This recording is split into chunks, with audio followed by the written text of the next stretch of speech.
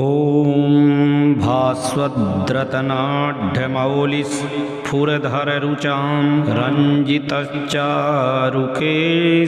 भास्वानयो दिव्यतेजाः करकमलयुतः स्वर्णवर्णः प्रभाभिः विश्वाकाशावकाशग्रहपतिशिखरे भाति यश्चोदयाद्रो शरवानन्दप्रपादा हरिहरनमितः पातु मां विश्वचक्षुः पूर्वमष्टदलं पदमं प्रणवादि प्रतिष्ठितं मायाबीजं दलाष्टाग्रे यन्त्रमुद्धारयेदिति आदित्यं भास्करं भानुं रविं सूर्यं दिवाकरं मारतण्डं तपनं चेति दलेष्वष्टसुयोजयेत् दीप्ता सूक्ष्मा जया भद्रा विभूतिर्विमला तथा अमोघा विद्युता चेति मध्ये श्रीः सर्वतोमुखी सर्वज्ञः सर्वगश्चैव सर्वकारणदेवता सर्वेशं सर्वहृदयं नमामि सर्वसाक्षिणं सर्वात्मा सर्वकर्ता च सृष्टिजीवनपालकः हितः स्वर्गपवर्गश्च भास्करेश नमोऽस्तु ते। ॐ नमो नमस्तेस्तु सदा विभावसो सर्वात्मने सप्तहाय भानवे अनन्तशक्तिर्मणिभूषणेन ददस्तभुक्तिं मम मुक्तिमव्ययाम् अरकं तु मूर्ध्नि विन्यस्ललाटे तु रविं न्यसेत् विन्यसेन्नेत्रयो सूर्यो कर्णयोश्च दिवाकरं नासिकायां न्यसेद्भानुं मुखे वै भास्करं न्यसेत् परजन्यमोष्टयोश्चैव तीक्ष्णं जिह्वान्तरे न्यसेत् सुवर्णरैतसं कण्ठे स्कन्धयोस्तिग्मतज्जसं बाह्वोस्तु पूषणं चैव मित्रं वै पृष्ठतो न्यसेत् वरुणं दक्षिणे हस्ते त्वष्टारं वामतः करे हस्तावुष्णकरः पातु हृदयं पातु भानुमान् उदरे तु यमं विद्यादादित्यं नाभिमण्डले कट्यां तु विन्यसेद्धंसं रुद्रमूर्वोस्तु विन्यसेत् जान्वोस्तु गोपतिनयस्य सवितारं तु जङ्घयोः पादयोश्च विवस्वन्तं गुल्फयोश्च दिवाकरं बाह्यतस्तु तमोध्वंसं यममभ्यन्तरे न्यसेत् सर्वाङ्गेषु सहस्रांशु दिग्विदिक्षु भगं न्यसेत् एष आदित्यविन्यासो देवानामपि दुर्लभः इमं भक्त्या नसेत् पार्थं शयाति परमां गतिं कामक्रोधकृतात् पापान् मुच्यते नात्र संशयः शरपादपि भयं नैव संग्रामेषु पथिष्वपि ऋतुसङ्कटकालेषु तथा चोरसमागमे त्रिसन्ध्यं जपतो न्यासं महापातकनाशनं विस्फोटकमुत्पन्नं तीव्रज्वरसमुद्भवं शिरोरोगं नेत्ररोगं सर्वव्याधिविनाशनं कुष्ठव्याधिस्तथा दद्रुरोगाश्च विविधाश्च ये जपमानस्य नश्यन्ति शृणु भक्त्या तदर्जुन आदित्यो मन्त्रसंयुक्तो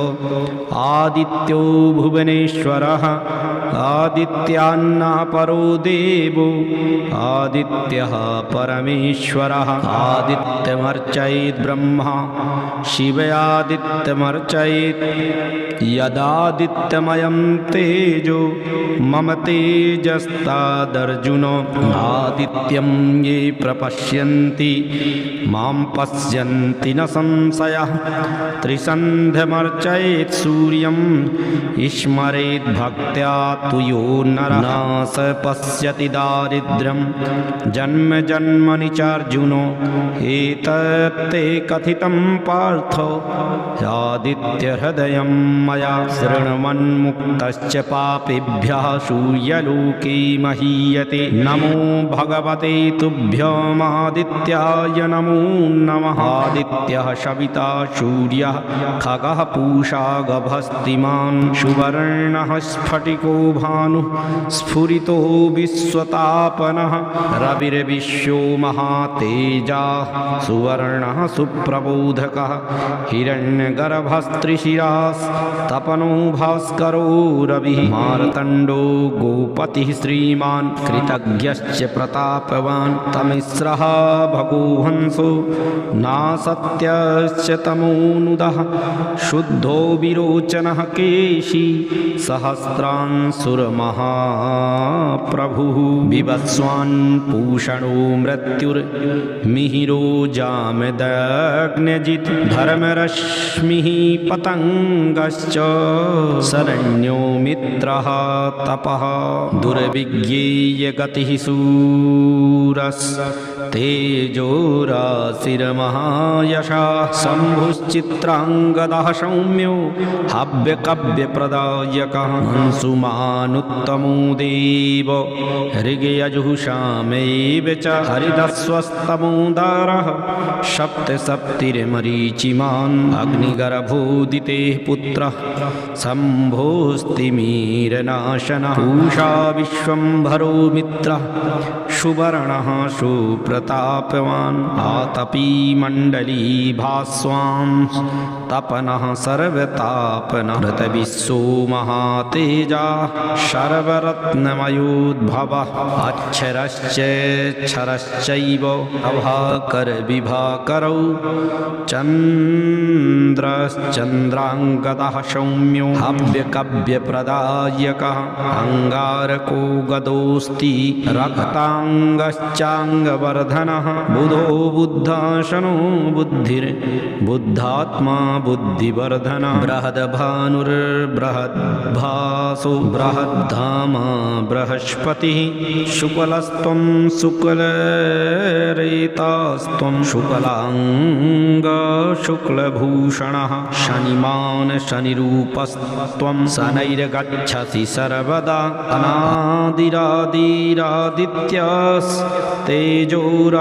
अनादिरादिरादित्यस्तेजोराशिर्महातपः अनादिरादिरूपस्त्वमादित्यो दिक्पतिर्यमः भानुमान् भानुस्वरूपस्त्वं स्वरभानुर्भानुदीप्तिमान् धूमकेतुर्महाकेतुः शर्वकेतुरनुत्तमः तिमिरावर्णः शम्भुः स्रष्टा मार्तण्डैव च नमः पूर्वाय गिरये पश्चिमाय नमो नमः नमोत्तराय गिरये दक्षिणाय नमो नमः नमो नमः सहस्रांशो आदित्याय नमो नमः नमः पद्मप्रबोधाय नमस्ते द्वादशात्मने नमो विश्वप्रबोधाय नमो भ्राजिष्णुजिष्णवे ज्योतिषे च नमस्तुभ्यं ज्ञानार्काय नमो नमः प्रदीप्ताय प्रगलभाय युगान्ताय नमो नमः नमस्ते होत्रिपतये पृथ्वीपतये नमः नमोऽङ्कारवषट्कार शर्वयज्ञ नमोऽस्तु ते ऋग्वेदोऽथ यजुर्वेदः सामवेद नमोऽस्तु ते नमो हाटकवर्णाय भास्कराय नमो नमः जयाय जयभद्राय हरिदस्वाय ते नमः दिव्याय दिव्यरूपाय गृहाणां पतये नमः नमस्ते नमस्ते शुचये नित्यं नमः कुरुकुलात्मने नमस्त्रैलोक्यनाथाय भूतानां पतये नमः नमः कैवल्यनाथाय नमस्ते दिव्यचक्षुषे त्वं ज्योतिस्त्वं द्युतिर्ब्रह्मा त्वं विष्णुस्त्वं प्रजापतिः त्वमेव इन्द्रो रुद्रात्मा वायुरिग्नत्वमेव च योजनानां सहस्रे द्वे द्वे सते द्वे च योजने एकेन निमिषार्धेन क्रममाण नमोऽस्तु ते नवयोजनलक्षाणि सहस्रद्विशतानि च यावद्धटी प्रमाणेन क्रममाण नमोऽस्तु ते अग्रतश्च नमस्तुभ्यं पृष्ठतश्च सदा नमः पार्श्वतश्च नमस्तुभ्यं नमस्ते चास्तु सर्वदा नमः सुरारिहन्त्रे च सोमसूर्याग्निचक्षुषे नमो दिव्याय व्योमाय सर्वतन्त्रमयाय च नमो वेदान्तवेद्याय सर्वकर्मादिसाक्षिणे नमो हरितवर्णाय सुवर्णाय नमो नमः अरुणो माघमासे तु सूर्यो वै फाल्गुने तथा चैत्रमासे तु वेदांगो भानुर्वैशाखतापनः ज्येष्ठमासे तपेदिन्द्रम् आषाढे तपते रविः गभस्तिः श्रावणे मासी यमो भाद्रपदे तथा ईशेषु वर्णरेताश्च कार्तिके च दिवाकरः मार्गशीर्षे तपेन्मित्रः पौषे विष्णुः सनातनः पुरुषस्त्वधिके मासे मासाधिक्य तु कल्पयेत् इत्येते द्वादशादित्याः काश्यपेयाः प्रकीर्तिताः उग्ररूपा महात्मानः सपन्ते विश्वरूपिणः धर्मार्थकाममोक्षाणां प्रस्फुटा हेतवो नृपो सर्वपापहरं चैव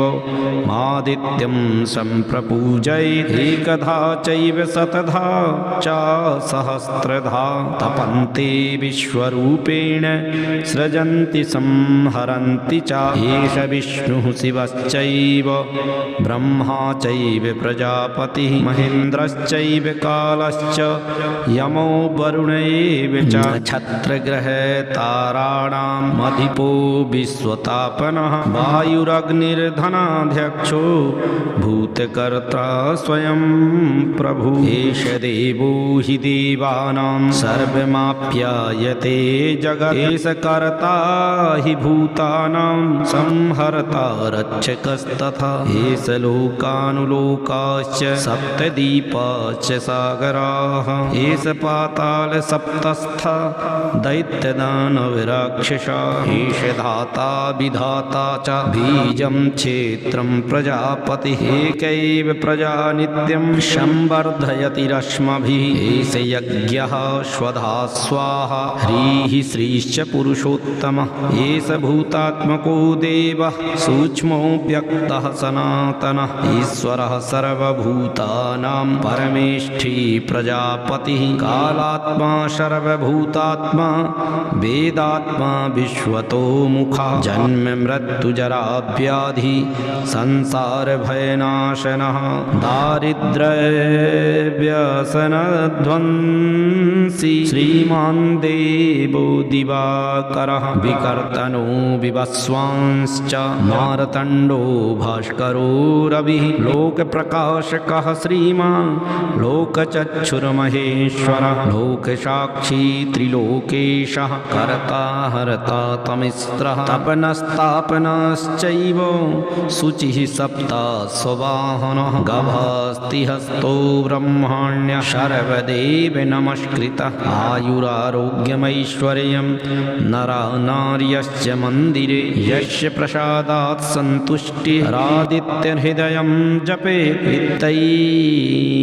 इत्यैतैर्नामभिः पार्थ आदित्यं स्तौति नित्यशः प्रातरुत्थाय कौन्तेय तस्य रोगभयं नहि पातकान्मुच्यते पार्थ व्याधिभ्यश्च न संशयः एकसन्ध्यं द्विसन्ध्यं वा सर्वपापविनाशनः सर्वपापैः प्रमुच्यते त्रिसन्ध्यं जपमानस्तु अस्यैश्च परमं पदं यदन्ना कुरुते पापं तदन्ना प्रतिमुच्यते यदात्र्या कुरुते पापं तदरात्रा प्रतिमुच्यते दद्रुस्फोटककुष्ठानि मण्डलानि विसूचिकाः सर्वव्याधिमहारोगो भूतबाधास्तथैव च डाकिनी शाकिनी चैव महारोगभयं कुतः ये चान्ये दुष्टरोगाश्च ज्वरातिसर्कादयः जपमानस्य नश्यन्ति जीवेच्च शरदां शतं संवत्सरेण मरणं तदा तस्य ध्रुवं भवेत् अशीर्षां पश्यतिच्छाया महोरात्रं धनञ्जय यस्त्विदं पठते भक्त्या भानुर्वारे महात्मनः प्रातः स्नाने कृते पार्थ एकाग्रकृतमानसः सुवर्णचक्षुर्भवति च चान्धस्तु प्रजायते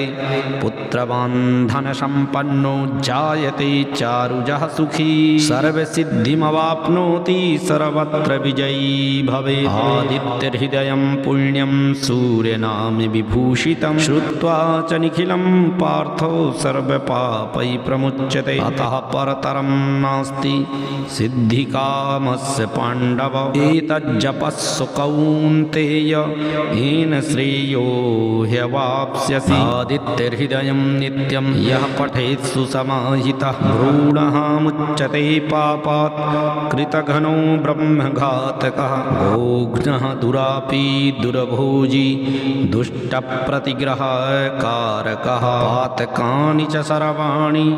दहत्येव न संशयः य इदं शृणुयान्नित्यं जपेद्वापि समाहितः सर्वपापविशुद्धात्मा सूर्यलोके महीयते अपुत्रो लभते पुत्रान् निर्धनो धनमाप्नुयात् कुरोगी मुच्यते रोगात् भक्त्या यः पठति सदा यस्त्वादित्यदिने पार्थ नाभिमात्रजले स्थितः उदयाचलमारूढं भास्करं प्रणतः स्थितिः जपते मानवो भक्त्या शृणुयाद्वापि भक्तितः शयाति परमं स्थानं यत्र देवो दिवाकरः अमित्रदमनं पार्थ यदा कर्तुं समारभे तदा प्रतिकृतिं कृत्वा शत्रोश्चरणपांशुभिः आक्रम्य वामपादेन ह्यादित्यहृदयं जपेत् एतन्मन्त्रं समाहूय सर्वसिद्धिकरं परम् ॐ ह्रीं हिमालीढं स्वाहा ॐ ह्रीं मालीढं स्वाहा ॐ ह्रीं नीलीढं स्वाहा त्रिभिश्च रोगी भवति ज्वरी भवति पञ्चभिः जपैस्तु सप्तभिः पार्थ राक्षसीं तनुमाविशेत् राक्षसेनाभिभूतस्य विकारान् शृणु पाण्डव गायते नृत्यते नग्न आस्फोटयति धावति शिवारुतं च कुरुते हस्ते क्रन्दते पुनः एवं सम्पीड्यते पार्थ यद्यपि स्यान्महेश्वरः किं पुनर्मानुषः कश्चित् शौचाचारविवर्जितः पीडितस्य च सन्देहो ज्वरो भवति दारुणः यदा चानुग्रहं तस्य कर्तुमिच्छेच्छु भयङ्करं तदा सलिलमादाय जपेन्मन्त्रमिमं बुधा नमो भगवते तुभ्यो मादित्याय नमो नमः जयाय जयभद्राय हरिदश्वाय ते नमः स्नापयेत् तेन मन्त्रेण शुभं भवति नान्यथा अन्यथा च भवेत् दोषो नश्यते नात्र संशयः अतस्ते निखिलः प्रोक्तः पूजां चैव निबोध मे उपलिप्ते शुचौ देशे नियतो भाग्यतः शुचिः व्रतं वा चतुरस्त्रं वा लिप्तभूमौ लिखेच्छुषिः त्रिधा तत्र लिखेत् पद्ममष्टपत्रं सकर्णिकम् अष्टपत्रं लिखेत् पदमं लिप्तगोमयमण्डले पूर्वपत्रं लिखेत् सूर्योमाग्नीयां तु रवीन्यसेत् याम्यायां च विवस्तवन्तं नैऋत्यं तु भगम्यशे प्रतीच्यां वरुणं विद्यात् वायव्यां मित्रमेव च आदित्यमुत्तरे पत्रे ईशान्यं मित्रमेव च मध्ये तु भास्वरं विद्यात् क्रमेणैव समर्चयेत् अतः परतरं नास्ति सिद्धिकामस्य पाण्डव महातेजः समुद्यन्तं प्रणमेत् सकृताञ्जलिः शकेशराणि पदमानि करवीराणि चार्जुन तिलतण्डुलयुक्तानि कुशगन्धोदकानि च रक्तचन्दनमिश्राणि कृत्वा ताम्रभाजने धृत्वा शिरसि तत्पात्रं जानुभ्यां धरणिं स्पृशेत् मन्त्रपूतं गुडाकेशोचार्घ्यं दद्यात् भस्तये सायुधं सरथं चैव सूर्यमहावाहयाम्यहं स्वागतो भव सुप्रतिष्ठो भव सन्निधो भव सन्निहितो भव सम्मुखो भव इति पञ्चमुद्रा स्फुटयित्वा दर्शयेत् सूर्यं भुक्तिमुक्तिलभेन्नरः ॐ श्रीविद्या किलिकिली कटकेष्ट शरवार्थसाधनाय स्वाहा ॐ श्रीं ह्रीं ब्रह्म हां सः सूर्याय नमः स्वाहा ॐ श्रीरां ह्रीं ह्रूं ह्रः सूर्यमूर्तये स्वाहा ॐ श्रीं ह्रीं खं खलोकाय सर्वमूर्तये स्वाहा ॐ ह्रीं मारतण्डाय स्वाहा नमोऽस्तु सूर्याय सहस्रभानवे नमोऽस्तु वैश्वानरजातवेदसे त्वमेव चार्घ्यं प्रतिगृह्य देवो देवाधिदेवाय नमो नमस्ते नमो भगवते तुभ्यं नमस्ते जातवेदसे दत्तमर्घं मया भानो त्वं ग्रहाण नमोऽस्तु ते एहि सूर्यसहस्रांशो तेजोराशे जगत्पते अनुकम्पय मां देवो ग्रहाणार्घ्यं नमोऽस्तु ते नमो भगवते तुभ्यं नमस्ते जातवेदसे ममेदर्घैर्ग्रह्यं त्वं देवदेव नमोऽस्तु ते सर्वदेवाधिदेवाय आदिव्याधिविनाशिने इदं ग्रहाण मे देवो सर्वव्याधिर्विनश्यतु नमः सूर्याय शान्ताय सर्वरोगविनाशिने ममेप्सितं फलं दत्त्वा प्रसीद परमेश्वर ॐ नमो भगवते सूर्याय स्वाहा ॐ शिवाय स्वाहा ॐ सर्वात्मने सूर्याय नमः स्वाहा ॐ अच्छय्यतेजसे नमः स्वाहा सर्वसङ्कटदारिद्र्यं शत्रुं नाशय नाशय सर्वलोकेषु विश्वात्मान् सर्वात्मन् सर्वदर्शक ॐ नमो भगवते सूर्यकुष्ठरोगान् विखण्डय आयुरारोग्यैश्वर्यं देहि देव नमोऽस्तु ते नमो भगवते तुभ्यमादित्याय नमो नमः ॐ अच्छय्यतेजसे नमः ॐ सूर्याय नमः आदित्यं च शिवं विद्यात् शिवमादित्यरूपिणम् उभयोरन्तरं नास्ति आदित्यस्य शिवस्य स च एतदिच्छाम्यहं श्रोतुं पुरुषो वै दिवाकरः उदये ब्रह्मणो रूपं मध्याह्ने तु महेश्वरः अस्तमाने स्वयं विष्णु त्रिमूर्तिक्षदिवाकरः नमो भगवते तुभ्यं विष्णवे प्रभविष्णवे ममेदमर्घं प्रतिगृह्य देव देवाधिदेवाय नमो नमस्ते स्त्रीशूरनारायणाय साङ्गाय सपरिवाराय इदमर्घं समर्पयामि हिमघ्नाय तमोघ्नाय रक्षोघ्नाय च ते नमः कृतघ्नघ्नाय सत्याय तस्मै सूर्यात्मने नमः जयो जयश्च विजयोजितप्राणोजितश्रमः मनोजभूजितक्रोधो वाजिनः सप्तकीर्तिता हरितहयरथं दिवाकरं कनकमयाम्बुजरेणुपिञ्जरं प्रतिदिनमुदिते नवं नमं शरणमुपैति हिरण्यरेतसं न तं व्यालः प्रभा बाधन्ते न व्याधिभ्यो भयं भवेत् न नागेभ्यो भयं चैव न च भूतभयं क्वचित् अग्निशत्रुभयं नास्ति पार्थिवेभ्यस्तथैव च दुर्गति तरते घोरां प्रजां च लभते पशून् सिद्धिकामो लभेत् सिद्धिं कन्यकामस्तु कन्यकाम् एकपठेत् स कौन्तेय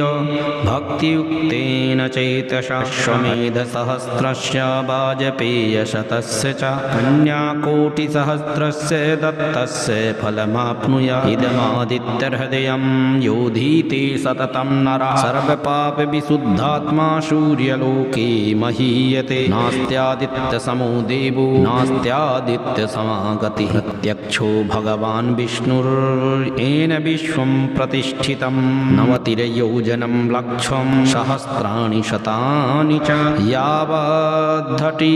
प्रमाणेन तावञ्चरति भास्करः गवां शतसहस्रस्य सम्यग् दत्तस्य यत्फलं तत्फलं लभते विद्वान् शान्तात्मा स्तौति यो रविं योधीते सूर्यहृदयं सकलं सफलं भवेत् अष्टानां ब्राह्मणानां च लेखयित्वा समर्पयेत् ब्रह्मलोके ऋषीणां च जायते मानुषोऽपि वा जातिस्मरणत्वमाप्नोति शुद्धात्मा नात्र संशयः अजाय लोकत्रयपावनाय भूतात्मने गोपतये वृषाय सूर्याय सर्वप्रलयान्तकाय नमो महाकारुणिकोत्तमाय विवस्वते ज्ञानवृदन्तरात्मने जगत्प्रदीपाय जगद्वितैषिणे स्वयंभुवे दीप्तिसहस्रचक्षुषे सुरोत्तमायामिततेजसे नमः सुरैरनेकै परिसेविताय हिरण्यगर्भाय हिरण्मयाय महात्मने मोक्षपदाय नित्यं नमोऽस्तु ते वासरकारणाय आदित्यश्चार्चितो देव आदित्यः परमं पदम् आदित्यो मात्रको भूत्वा आदित्यो वाङ्मयं जगत् आदित्यं पश्यते भक्त्या मां पश्यति ध्रुवं नरः आदित्यं पश्यते भक्त्या न स पश्यति मां नरः त्रिगुणं च त्रितत्त्वं च त्रयो देवस्त्रयोऽग्नयः त्रयाणां च त्रिमूर्तिस्त्वं तुरीयस्त्वं नमोऽस्तु ते नमः सवित्रे जगदेकचक्षुषे जगत्प्रसूते स्थितनाशहेतवे त्रयीमयाय त्रिगुणात्मधारिणे वीरीच नारायण शङ्करात्मने यस्योदयेने जगत्प्रबुद्धते प्रवर्तते चाखिलकर्मसिद्धये ब्रह्मेन्द्रनारायण रुद्रवन्दिता सनः सदा यक्षतु मङ्गलं रविः नमोऽस्तु सूर्याय सहस्ररश्मये सहस्रशाखान्वितसम्भवात्मने सहस्रयोगोद्भवभावभागिने सहस्रसङ्ख्यायुगधारिणे नमः यन्मण्डलं दीप्तिकरं विशालं रत्नप्रभं तीव्रवमादिरूपं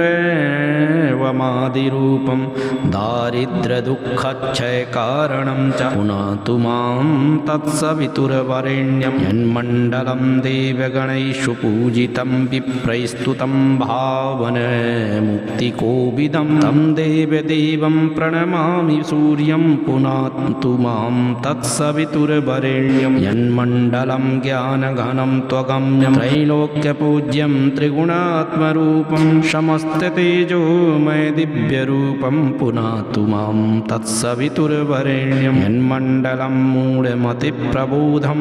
धर्मस्य वृद्धिं कुरुते जनानां यत्सर्वपापक्षयकारणं च पुनातु मां तत्सवितुर्वरेण्यं यन्मण्डलं व्याधिविनाशदक्षं यद्रज्ञजुषां सुसम्प्रगीतं प्रकाशितं येन च भूर्भुवः स्वः पुनातु मां तत्सवितुर्वरेण्यं यन्मण्डलं वेदविदो विदन्ति गायन्ति यञ्चारणसिद्धसङ्घा यद्योगिनो योगयुषां च सङ्घा पुनातु मां तत्सवितुर्वरेण्यं यन्मण्डलं सर्वजनेषु पूजितं ज्योतिश्च कुर्यादिमर्त्यलोके यत्कालकालादिमादिरूपं पुनातु मां तत्सवितुर्वरेण्यं यन्मण्डलं विष्णुचतुर्मुखाख्यं यदक्षरं पापहरं जनानां यत्कालकल्पक्षयकारणं च पुनातु मां तत्सवितुर्वरेण्यं यन्मण्डलं विश्वसृजां प्रसिद्धमुत्पत्तिरक्षा प्रलयप्रगलभं यस्मिन् जगहं रतेऽखिलं च पुनातु मां तत्सवितुर्वरेण्यं यन्मण्डलं सर्वगतस्य विष्णुरात्मा परं धाम विशुद्धतत्त्वं सूक्ष्मांस्तरैर्योगपथानुगम्यं पुनातु मां तत्सवितुर्वरेण्यं यन्मण्डलं ब्रह्मविदो वदन्ति गायन्ति यच्चारणसिद्धसङ्घा यन्मण्डलं वेदविदः स्मरन्ति पुनातु मां तत्सवितुर्वरेण्यं यन्मण्डलं वेदविदोपगीतं यद्योगिनां योगपथानुगम्यं तत्सर्ववेदं प्रणमामि सूर्यं पुनातु मां तत्सवितुर्वरेण्यं मण्डलाष्टकमिदं पुण्यं यः पठेत् सततं नरः सर्वपापविशुद्धात्मा सूर्यलोके महीयते देयः सदा सवितृमण्डलमध्यवर्ति नारायणः सरसिजासनसन्निविष्टः केयूरवान् मकरकुण्डलवान् किरीटी हारी हिरण्यमय वपुरधृतशङ्खचक्रः सशङ्खचक्रं रविमण्डले स्थितं कुशेषयाक्रान्तमनन्तमच्युतं भजामि बुद्ध्या तपनीयमूर्ति सुरोत्तमं चित्रविभूषोज्ज्वलम् एवं ब्रह्मादयो देवा ऋषयश्च तपोधना कीर्तयन्ति सुरश्रेष्ठं देवं नारायणं विभुं वेदवेदाङ्गशारीरं दिव्यदीप्तिकरं परं रक्षोघ्नं रक्तवर्णं च सृष्टिसंहारकारकम् एकचक्रो रथो यस्य दिव्यः कनकभूषितः शमे भवतु सुप्रीतः पद्महस्तो दिवाकरः आदित्यः प्रथमं नाम द्वितीयं तु दिवाकरः तृतीयं भास्करः प्रोक्तं चतुर्थं तु प्रभाकरः पंचमं तु सहस्रांशु षष्ठं चैव त्रिलोचनः सप्तमं हरिदस्वश्च अष्टमं तु विभावसु नवमं दिनकृतप्रोक्तं दशमं द्वादशात्मकम् एकादशं त्रयीमूर्तिर्द्वादशं सूर्यैव च द्वादशादित्यनामानि प्रातःकाले पठेन्नरः दुःस्वप्ननाशनं चैव सर्वदुःखं च नश्यति दद्रुकुष्ठहरं चैव दारिद्र्यं हरति ध्रुवं सर्वतीर्थप्रदं चैव सर्वकामप्रवर्धनं यः पठेत् प्रातरुत्थाय भक्त्या नित्यमिदं नरः सौख्यमायुस्तारोग्यं लभते मोक्षमेव च